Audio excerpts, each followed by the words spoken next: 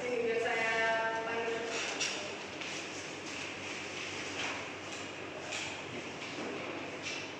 Sambil saya absen ya, sebelum kita mulai. Muhammad Haji Saputra. Sakit ya? Ada beritahu ke Ira. Alham Suhada. Sedang jalan. Oke. Susilawati Nasional. Oke. Muhammad Novel Pratama. Sedang di jalan juga.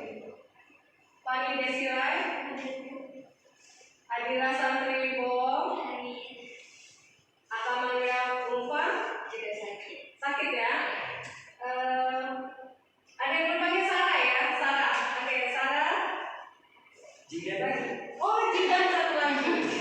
Ya, Jidan. Iya Bu. Saya. Saya. Oke, yang lain tentunya masih pada liburan ya. Ya. Oke, sebelum kita mulai ada baiknya kita berdoa terlebih dahulu. Pimpin Jidan. Baik, sebelum berdoa, sebelum belajar kita berdoa.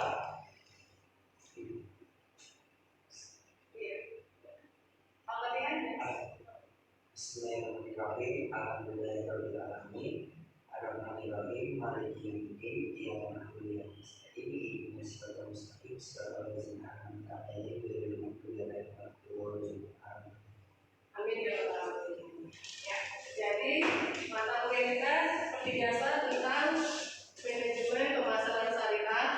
Nah, pada pertemuan kita yang ke-12 hari ini, Ibu masih kenal lah ya namanya ya, Bu Maya, ada namanya itu. Nah, kita akan mencoba menerangkan manajemen pemasaran syariah menurut perspektif Islam, di mana yang diharapkan setelah hasil dari perkuliahan ini, Ibu harapkan dari adik mahasiswa semua nantinya dapat menerangkan, menjelaskan mengenai apa itu manajemen menurut perspektif Islam, bisa membedakan bagaimana manajemen pemasaran secara konvensional dan secara syariah, serta dapat menerangkan juga bagaimana strategi manajemen pemasaran syariah. Oke?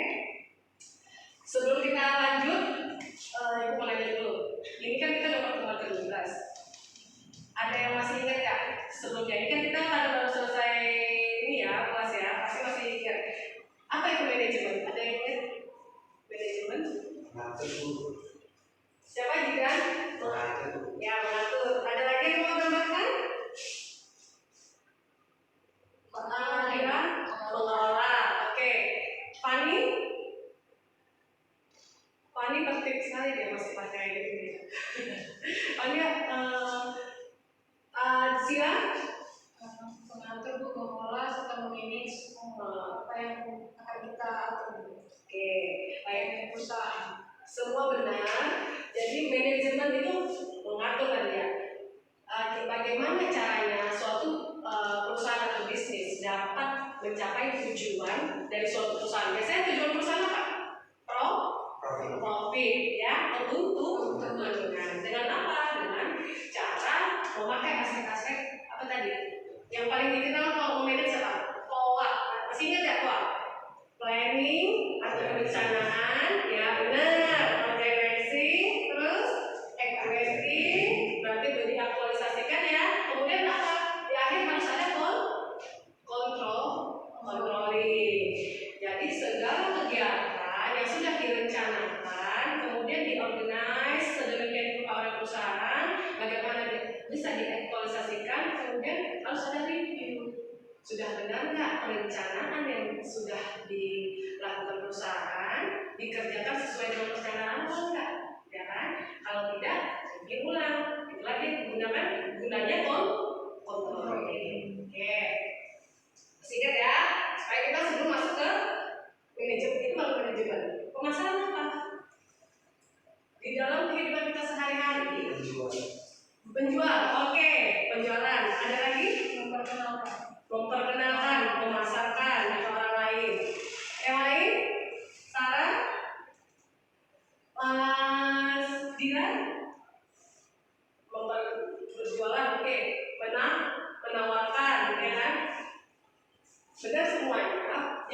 pemasaran kita, saya kasih contoh ini. Kita dari zaman nggak usah terlalu jauh lah, dari mulai lahir ya, kita jawab sampai dengan saat sekarang.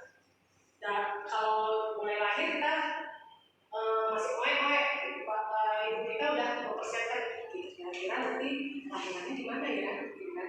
Terus nanti udah gede, setelah lepas ASI susunya apa ya, kan gitu ya. Semua itu pasti karena apa? Karena ada yang menawarkan produk-produk, ya kan.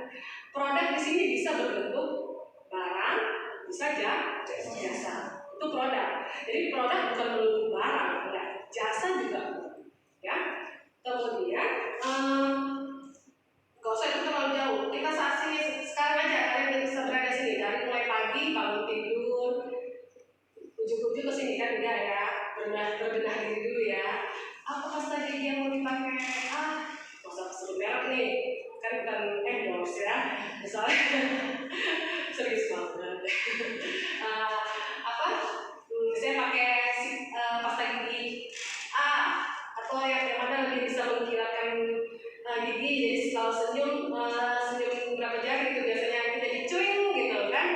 Itu apalagi cewek, sabun, sampo, apalagi biasanya perlu kasih pakai body lotion, cewek kan banyak ya.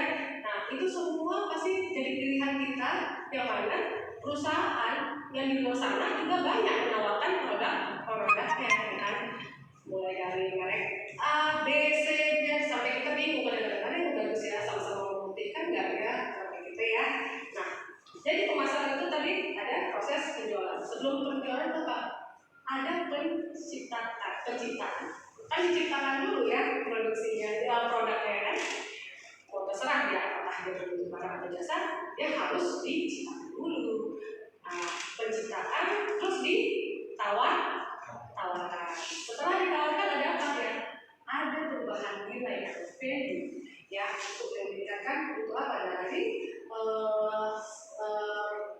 pelaksanaan bisnis, operationnya ke menciptakan nilai lebih untuk stakeholders atau pemegang saham. Oke, itu tadi secara umum.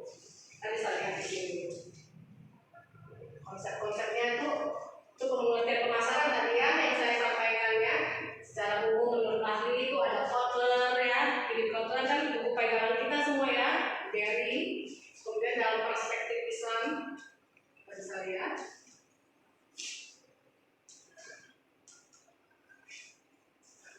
Sebelum masuk konsep pemasaran secara Islam, pemasaran secara syariah, kita harus tahu dulu. Kalau menurut Kotler ada pemasaran ada 6 konsep. Ada konsep produksi, ada konsep produk, ada konsep penjualan, ya kan? Seperti yang dikatakan Zidan.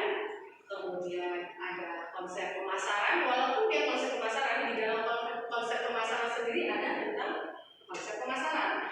Ada juga konsep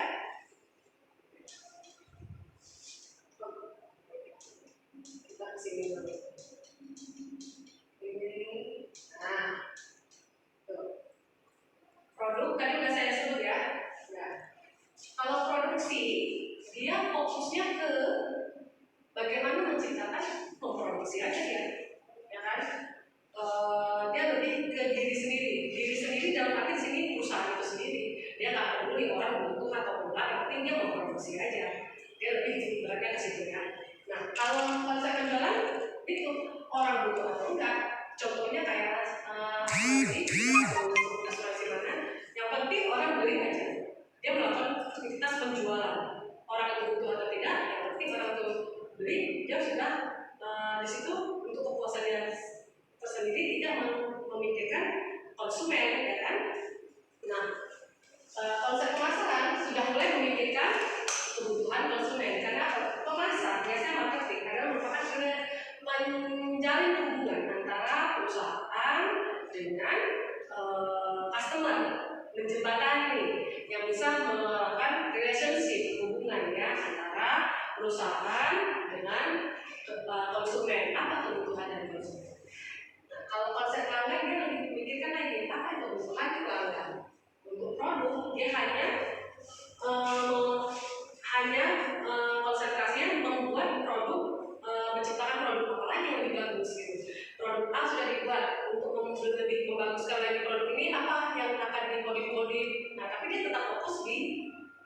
itu tanpa memikirkan konsumen membuat produknya. Ya. Nah ini konsep pemasaran pada masyarakat ini lebih ketat ya. Dia memasarkan untuk kebutuhan yang dimiliki oleh masyarakat. Kita flashback lagi.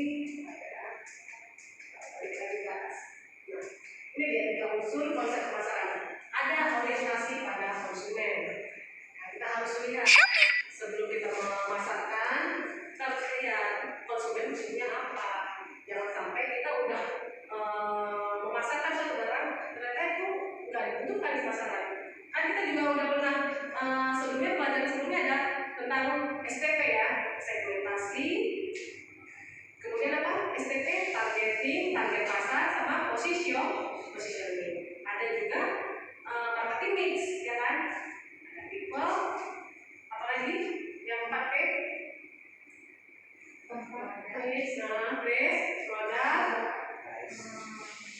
Price, produk, price, benar. Ini pintar-pintar. Penyusunan kegiatan pemasaran, jadi harus terstruktur.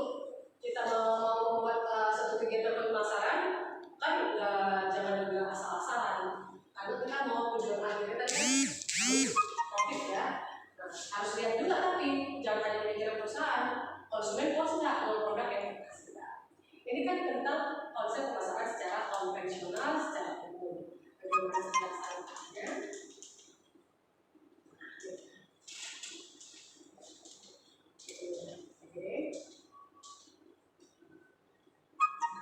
Sebenarnya nggak beda jauh, ya. Di konsep bisa kita baca, nggak beda jauh dari pemasaran kita kenal adalah ilmu dan seni mengarahkan pada proses tadi udah katakan kan ada pencintaan, penyampaian di sini dan pengkomunikasian value berarti tadi apa? Sama dengan menawarkan, ya. Menawarkan value berarti apa? Nilai. Nilai apa? Nilai yang ada dari produk tersebut pada siapa? Pada konsumen serta menjaga hubungan relationship dengan para pemegang saham stakeholders. Ya. Sampai sini ada yang ditanyakan? Ya, maaf ya, kita sebelum lanjut kita lihat dulu ada video.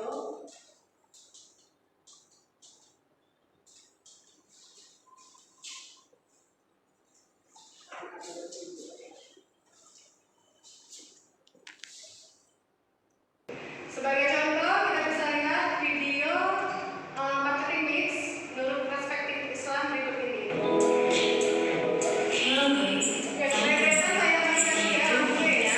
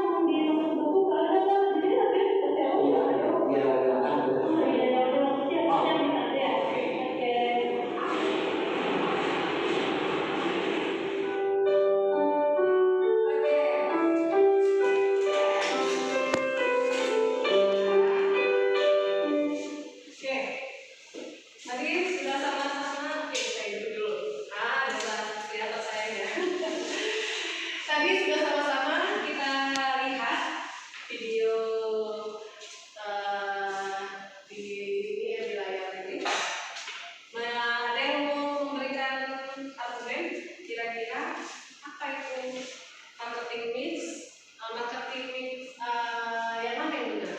Dari bisa ada yang mau komentari yang mau jadi pemimpin? Tadi itu oke, sila ada tadi ada apa aja tentang pertama tentang apa tuh? Produknya, kemudian tentang people-nya, ada juga tentang apa tadi? Promosi, yang terakhir tentang size. Oke, menurut Sila bagaimana? Kalau menurut Sila sih itu kalau untuk yang Bisa kencang sedikit, teman-teman dengar? Oke. menurut Sila sih yang lebih tepatnya itu ya secara syariah ya bukan nilai. Dia menjelaskan yang untuk kekurangan dan kelebihan tadi, tapi ada sebagian beberapa oknum penjual yang tidak berlaku curang gitu, maksudnya yang tidak jujur gitu misalnya. Otomatis itu akan merugikan konsumen gitu kan Bu. Ada lagi yang menambahkan? Pasti. Pas. Pani menambahkan? Menurut Pani? Saran? Gila ada menambahkan? Dan juga uang penipuan itu kan kayak dosa ya Bu. Iya. Padahal polanya ada, karena kan nggak ada untuk menaikkan harga supaya dapat diskon lagi. Oke, ada lagi? Oke, ya benar semuanya. Tadi Sila juga tentang apa tadi yang Sila sampaikan tentang penimbunan. Ada Gila juga betul ada, padahal ada tapi bukan ada. Nah, kita bisa lihat satu persatu tadi waktu di awal tentang awal apa videonya tentang apa? Daging. Nah, itu berkata benar atau tidak? Yang dijual Tidak syariah itu. nah, ya kan? Yang punya daging itu kan tidak boleh ya, bebas saja. Nah, marketing mix yang itu harus produk yang kita jualkan, produk yang kita jual kita harus jujur, ya. Dan tapi untuk yang kan ada dua tuh, ya. Ada yang barangnya A dibilang Z, ya kan? Ada juga yang memang jujur ini memang daging sapi 100%, ya. Masing-masing menggambarkan dua video yang berbeda. Ada yang benar, ada yang salah. Kemudian yang kedua tadi tentang promotion. Promosi yang mana sebaiknya kita marketer itu adalah sebagai orang yang untuk mempromosikan barang, ya kan? Yang produk yang akan kita jual. Nah, seorang marketer itu harus mengerti barang apa atau jasa apa atau produk apa yang bakal dia jual. Yang pertama mengkaitkan data, ini kenapa? Tapi saya nggak tahu nih Bu, mereknya apa gitu kan ya. Saat dia menjual dia nggak tahu dia mau jual apa, benar nggak? Makanya ada ya kan, ada kali kan ya. Nah, yang benar itu apa? Yang kedua, benar kan? Ini fungsinya sebagai ini, gitu kan? Marketing mix itu jadi dari bauran pemasaran kan marketing mix. Dia harus bisa dalam pada untuk promosi, dia harus mampu menerangkan produk yang akan dijual adalah begini. Fungsinya seperti ini. Manfaat yang akan didapatkan di konsumen ini jelas, ya disampaikan di kalau yang kedua ya. Kemudian setelah promosi apa tadi? People press. People-nya gimana tadi yang poin pertama? Menjelekkan. Nah, gosip. Jadi sebaiknya kalau kita sebagai penjual, kita tidak boleh menjatuhkan produk orang lain. Yang penting kita harus meningkatkan kualitas jualan kita. Kalau kualitas produk kita bagus, nggak perlu jelekin orang. Nah, konsumen akan ke kita kan. Rezeki itu kan nggak kemana, nggak harus kita jelekin produk orang lain, ya kan? Kalau yang pertama tadi kan nasabah konsumen yang mau ke sebelah atau ke sebelah ditarik. Tapi caranya dengan menjelaskan produk toko sebelah itu salah ya. Yang sebaiknya dilakukan oleh pelakon yang kedua. Dia konsumen tetap datang ke tokonya, mungkin kredibilitasnya udah bagus, jujur sama segala macam ya, sehingga tidak melakukan promosi pun konsumen langsung datang ke dia. Nah, pada saat tersebut barang yang dicari konsumen malah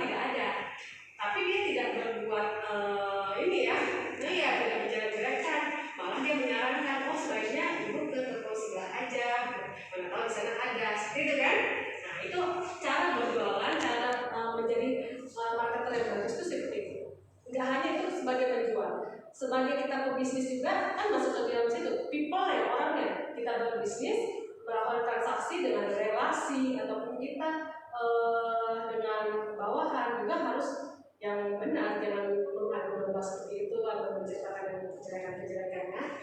Terus yang terakhir itu tentang price. Nah, ada yang mau jadi volunteer menerangkan price. Price tadi apa tuh? Ya, harga gas gimana? Yang tadi kata Sila, kata Dila, berarti harga gas yang pertama dinaikkan. Dia melakukan penimbunan barang. Sebenarnya itu dia punya gasnya, tapi dia simpan. Nah, sebaiknya yang dilakukan itu yang kayak nomor 2. Dia punya walaupun harga di luar udah tinggi, tapi dia tetap dengan harga yang sama, tapi dia kasih tahu kondisi sebenarnya itu seperti ini, harga di luar itu udah tinggi loh, karena kalau barang di hukum demand supply kan, masih ingat kan hukum demand supply, penawaran dan permintaan dan penawaran. Kalau di luar barang itu sedikit, otomatis harga dinaikkan. Nah, itulah kenapa barang sedikit, penawaran ditimbun, ya kan? Oke. Nah, kita masuk sampai di sini paham? Ada yang ingin ditanyakan? Oke. Kita lanjut ke slide berikutnya. Tadi tentang clinics ya. Oke. Dari video tadi kita juga dapat mengambil kesimpulan bagaimana karakteristik pemasaran syariah, ya kan? Ada 4 karakteristik. Ini menurut Ghazali ya. Nah, ketuhanan atau rabbaniah. Jadi dalam melakukan aktivitas pemasaran, kalau di syariah dia tetap filosofi dasarnya tetap ketuhanan Allah Subhanahu wa taala. Kalau konven dia menghalalkan secara cara. Yang penting produk yang dipasarkan untuk dan laku terjual ya. Nah, etis, akhlaknya dalam memasarkan dia harus ada attitude-nya, perilakunya. Attitude di sini kita masuk juga di dalam moderasi beragama. Walaupun tidak seagama, nggak apa-apa. Kan sesama, ya kan dalam wajah Indonesia Raya ini, ya yang penting SDM tetap terjaga. Dia menawarkan apa, tidak memandang ras, suku, agama itu tidak ya. Kemudian realistis, tidak fanatisme juga, tetapi dia bisa fleksibel pemasar syariah itu, ya nggak harus yang pakai kopiah, tapi apa juga, ya kan? Dia tetap fleksibel. Kalau yang penting berbusana yang sopan sebagai pemasar. Tadi kan terlihat ya, tapi kalau misalnya cowok pakai rok ya boleh. Ya. Oke, tadi ada ya yang cowok pakai rok ya dilakukan promosi ya. Kemudian humanisis, misalnya itu kehidupan sesama dengan human orang-orangnya ya. Jadi ya ini dia kita bisa lihat dari sebelum itu juga kita boleh video satu lagi? Boleh. Ada juga nih video satu lagi. Suka nonton video. Ini ada tentang video anak-anak tentang bagaimana Bapaunya wah, ada tukang bakpao, enak tuh kayaknya, jadi lapar lagi nih aku. Kamu sih memang lapar terus. Yuk kita beli bakpaonya Naomi. Tommy, jangan lupa tanya dulu ke mamanya, halal kan tuh bakpaonya? Iya. tidaknya ya. Mang, beli bakpaonya dong. Bakpaonya halal kan bang? Halal atuh cek. Tuh lihat di gerobaknya mama, ada logo halalnya dari MUI. Pokoknya mah bakpao mamang dijamin halal dan enak. Oke deh bang, minta satu ya bakpaonya yang rasa coklat. Siap cek. Berapa bang bakpaonya? 5.000 aja Neng. Aduh, uangnya ketinggalan nih. Di kantong cuma ada 2.000. Ada apa Naomi? Ini loh,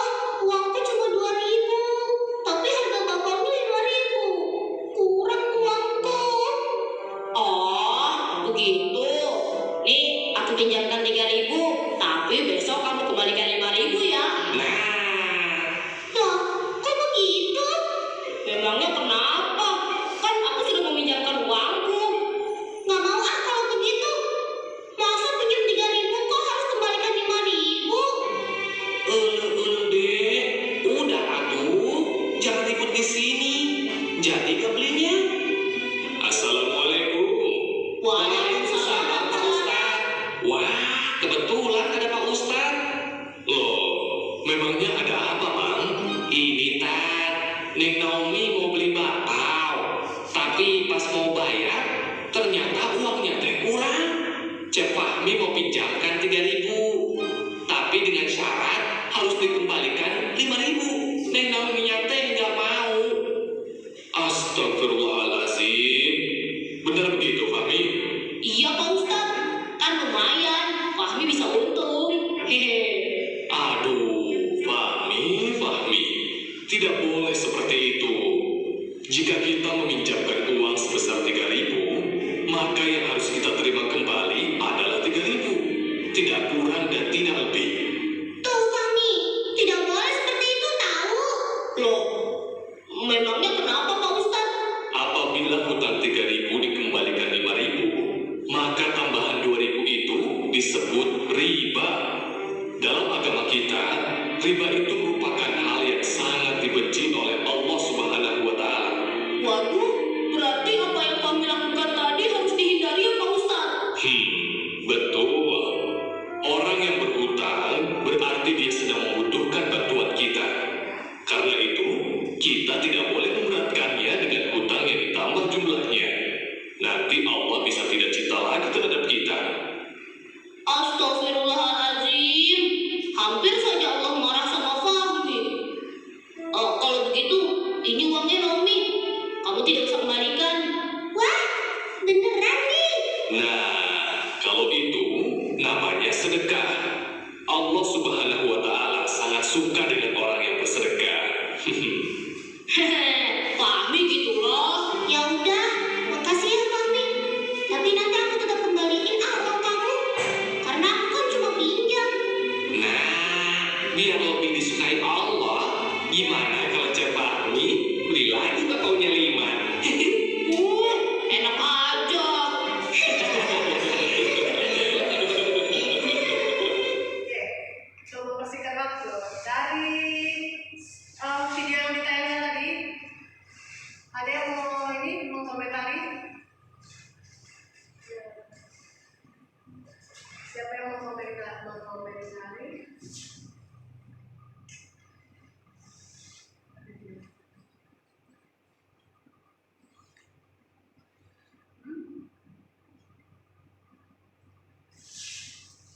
Coba, Jidan mau komentari bahwasannya sebaiknya dalam siapa Jidan mau komentari?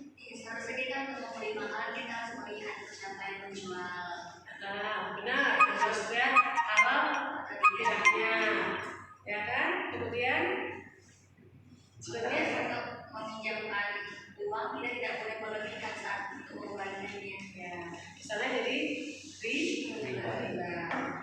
Oke. Nah, ini kita bisa lihat lagi perbandingan. Bagaimana tadi ya? Yang harus kita ingat perbandingan kita langsung aja marketing secara syariah mentompet. Ini kita harus lihat filosofi dasar perbedaannya apa. Kalau tadi yang saya sampaikan bahwasanya kalau di pemasaran segala dia lebih ke ketuhanan ya. Kalau konvensional dia bukan mencari keuntungan. Nah, etika pemasaran seorang pemasaran syariah memegang teguh pada etikanya tadi apa? Harus kebenaran, kejujuran, keadilan, ya kan? Kemudian pendekatannya terhadap konsumen dalam pemasaran syariah. Kalau di pemasaran syariah, konsumen sebagai mitra sejajar, ya. Kalau di konvensional, konsumen dia hanya memandang dari sebelah dia aja, tidak sebagai mitra sejajar, ya. Kemudian cara pandang terhadap pesaing. Ini kita lihat dari industri perbankan, tidak hanya di industri perbankan, pokoknya di seluruh bisnis. Kalau dalam memandang terhadap persaingan, kalau dari syariah mereka itu akan tetap tidak akan menjatuhkan pesaingnya. Kalau bisa tumbuh bersama-sama, gitu ya kalau secara syariah. Kalau yang di konven menghalalkan segala cara, yang penting dirinya lebih kuat, ya kan? Keuntungan tadi untuk mencapai profit yang sebesar-besarnya. Kemudian dalam budaya kerja, nah budaya ini juga budaya kerja. Tadi itu salah satunya juga kejujuran, keadilan itu juga dalam budaya kerja. Ya. Nah ini juga ada tentang sebelum kita masuk ini implementasi marketing syariah dengan cara Nabi Muhammad, kita buat kelompok dulu, ada 3 kelompok yang merontai bagaimana pemasaran secara syariah, secara konven, dan nanti yang satunya lagi sebagai komunikator. Oke, kita mulai dari sekarang ya.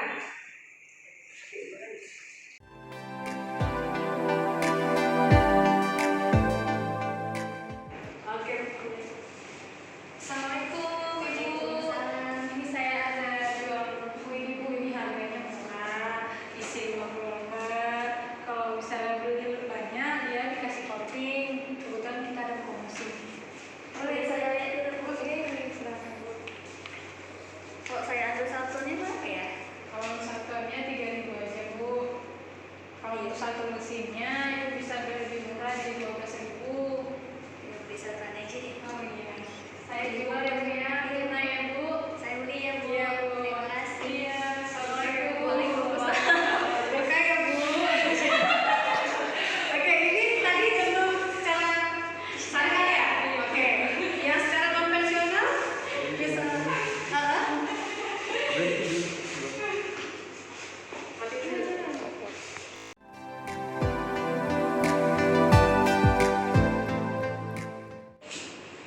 Perhatikan ya, temannya memperagakan tentang marketing konvensional.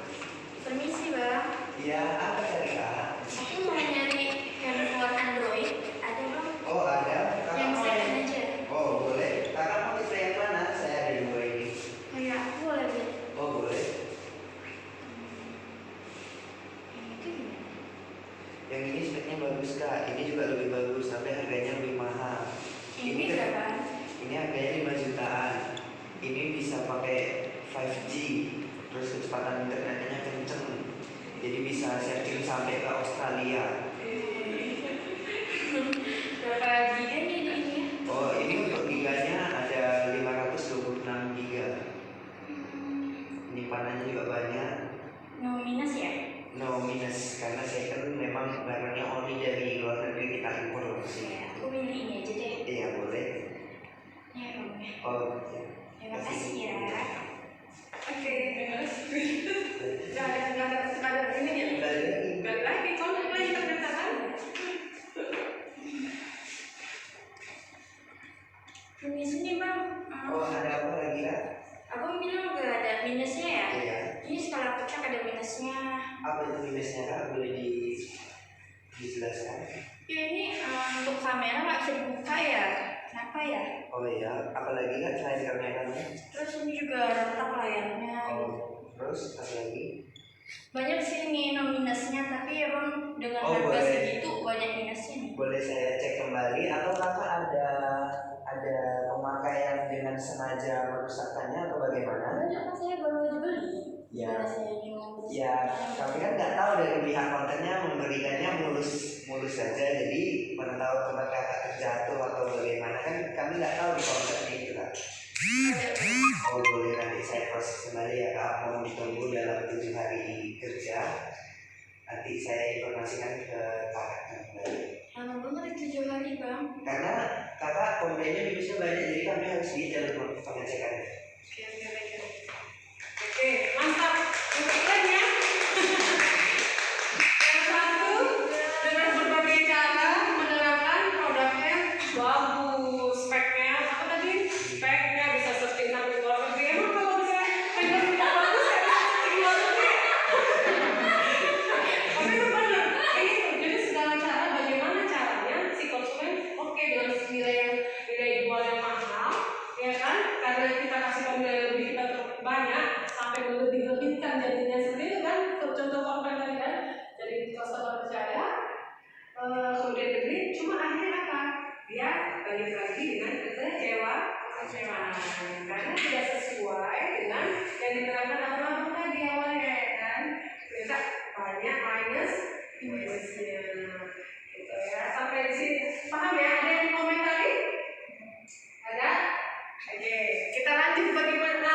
Tapi keren ya, dua-duanya keren. Oh, komentator dong yang mau komentari. Ya komentator.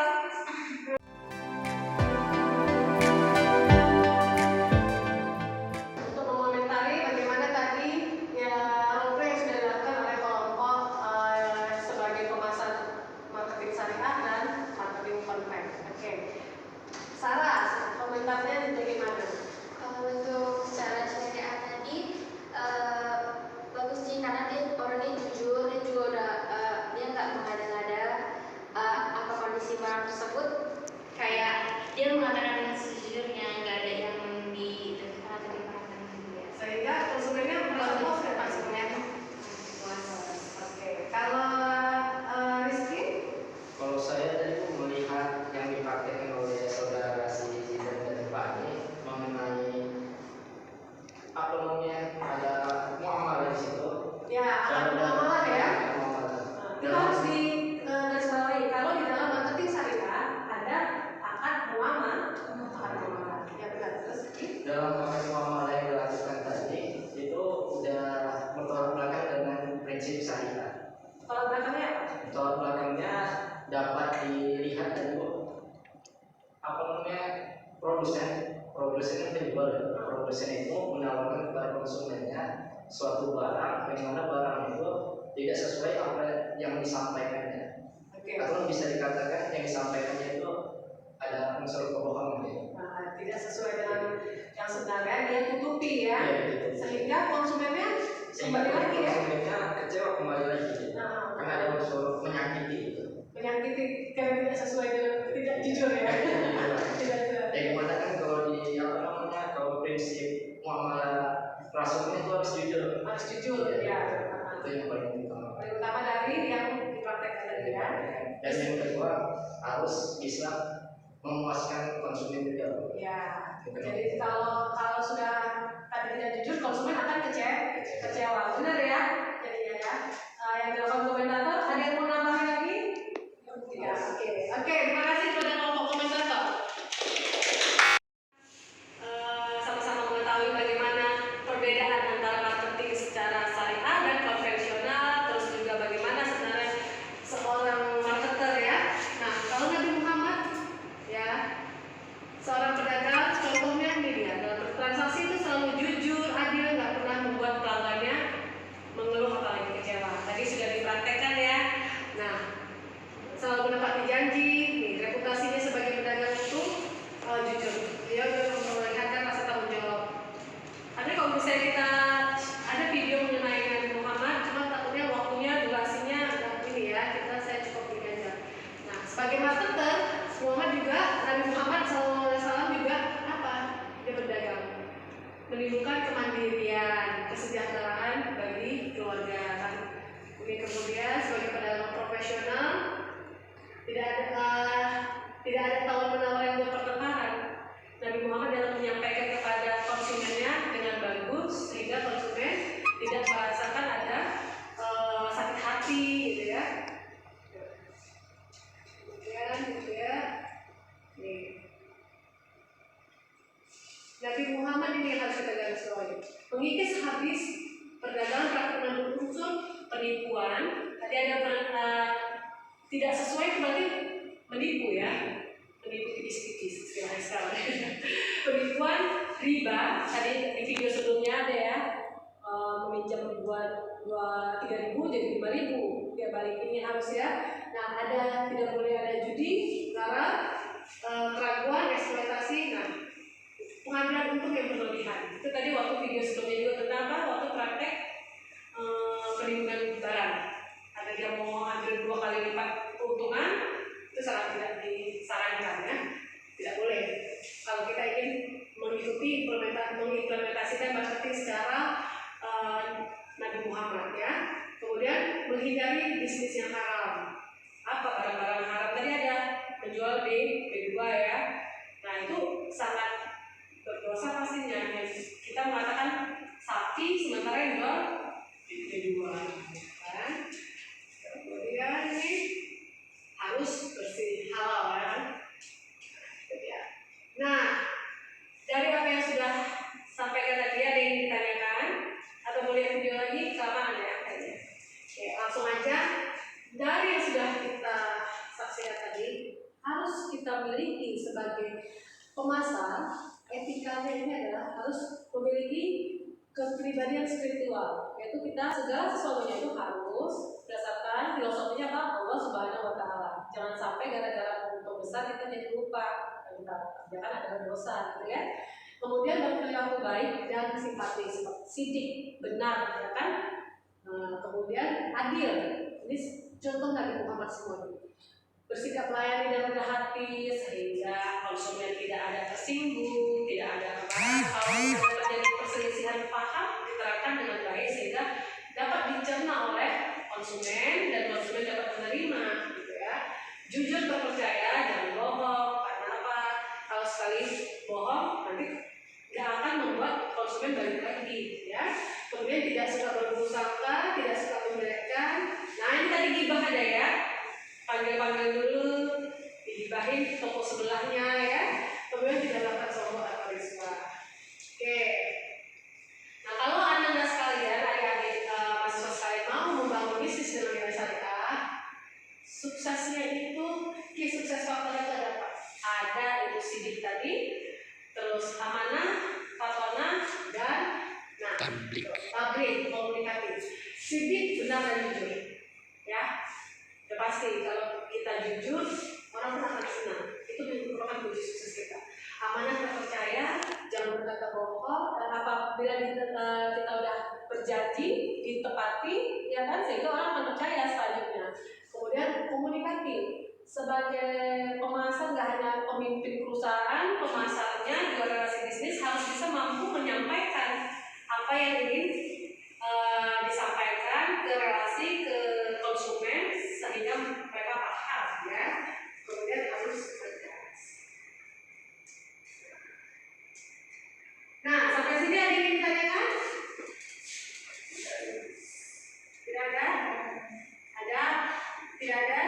Oke, kalau tidak ada, sebagai tugas akhir.